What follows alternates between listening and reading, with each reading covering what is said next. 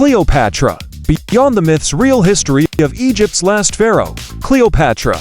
The name alone conjures images of exotic beauty, seductive power, Roman generals falling at her feet, and a tragic end involving an asp. She's one of history's most iconic figures, shrouded in myth and romanticized by centuries of art, literature, and film. But who was the real Cleopatra VII Philopator?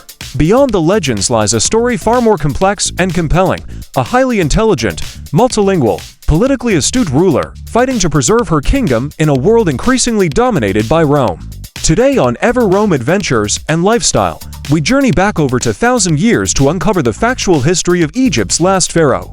Prepare to separate myth from reality. Cleopatra wasn't actually Egyptian by bloodline. She was the last ruler of the Ptolemaic dynasty, a Greek family descended from one of Alexander the Great's generals who had ruled Egypt for nearly 300 years. Born around 69 BCE in Alexandria, a vibrant hub of Hellenistic culture and learning, Cleopatra received an exceptional education. Unlike many of her predecessors, she famously learned the Egyptian language, alongside numerous others, which helped her connect with her subjects. She inherited the throne around 18 years old, ruling jointly with her younger brother, Ptolemy XIII. However, sibling rivalries, fueled by court intrigue, quickly led to civil war. Forced out of Alexandria by her brother's faction, Cleopatra didn't simply accept defeat. She raised her own army, demonstrating early signs of her determination and resourcefulness. This internal conflict coincided with the arrival of a powerful Roman figure who would change her destiny forever, Julius Caesar. In 48 BCE, Julius Caesar arrived in Egypt pursuing his rival, Pompey the Great, only to find Pompey had been assassinated on Ptolemy XIII's orders, a move that backfired, angering Caesar. Cleopatra saw her opportunity. The famous story, recounted by Plutarch, tells of her being smuggled into the palace wrapped in a carpet or bedding roll to gain an audience with Caesar. Whether literal or symbolic, it highlights her daring and unconventional approach. This wasn't primarily about seduction, it was a calculated political move. Caesar needed Egypt's immense wealth to fund his ambitions and stabilize Rome. Cleopatra needed Caesar's unparalleled military power to defeat her brother and secure her throne. Their alliance was mutually beneficial. Caesar intervened in the Egyptian civil war, ultimately defeating Ptolemy XIII's forces. Cleopatra was reinstated as ruler, now co-ruling with an even younger brother, Ptolemy XIV, whom she later likely had removed. Their relationship deepened, resulting in the birth of their son, Ptolemy Caesar, nicknamed Caesarion, Little Caesar.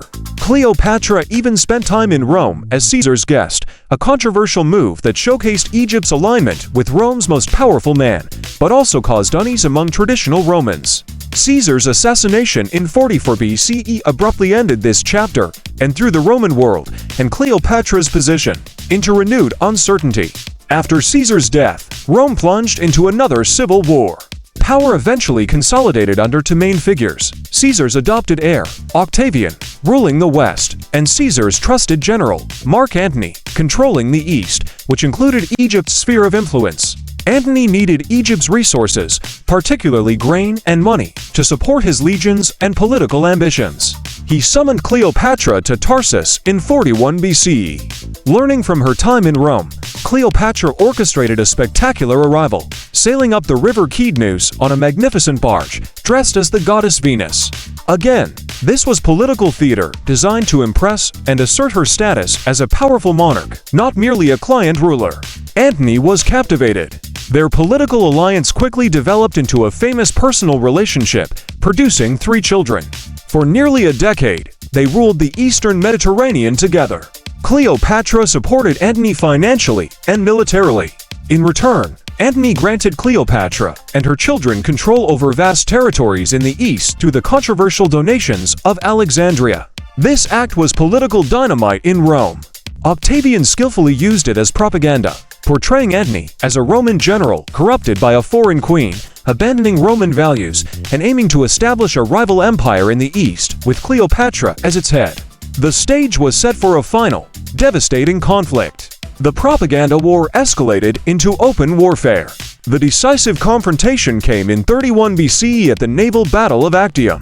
Antony and Cleopatra's fleet faced Octavian's navy, commanded by the brilliant Admiral Marcus Agrippa. Accounts of the battle differ, but the outcome was clear: a crushing defeat for Antony and Cleopatra. They managed to break through the blockade and escape back to Egypt, but their forces were shattered, and desertions mounted. Octavian pursued them relentlessly.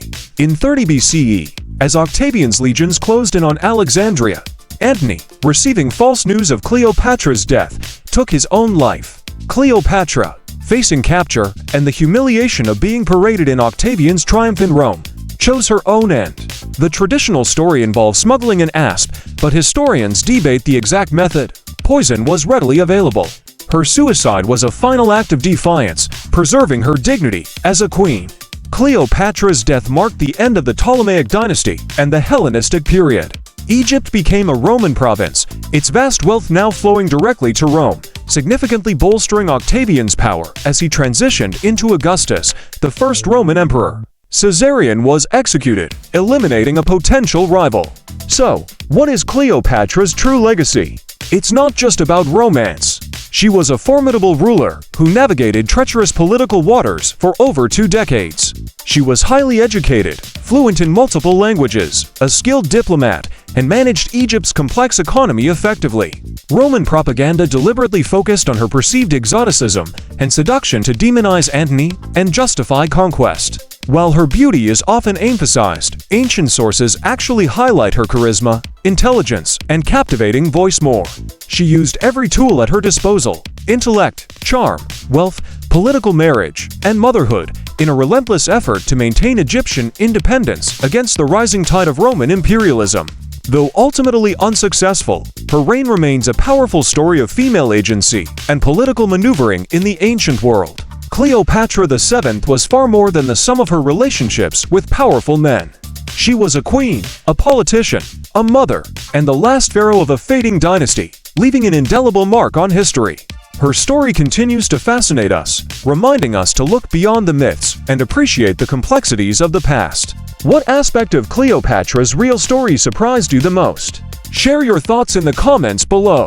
If you enjoyed this deep dive into history, please give this video a thumbs up, subscribe to Ever Rome Adventures and Lifestyle for more factual explorations of the past, and ring that notification bell so you don't miss our future journeys. Thanks for watching, and until next time, keep exploring.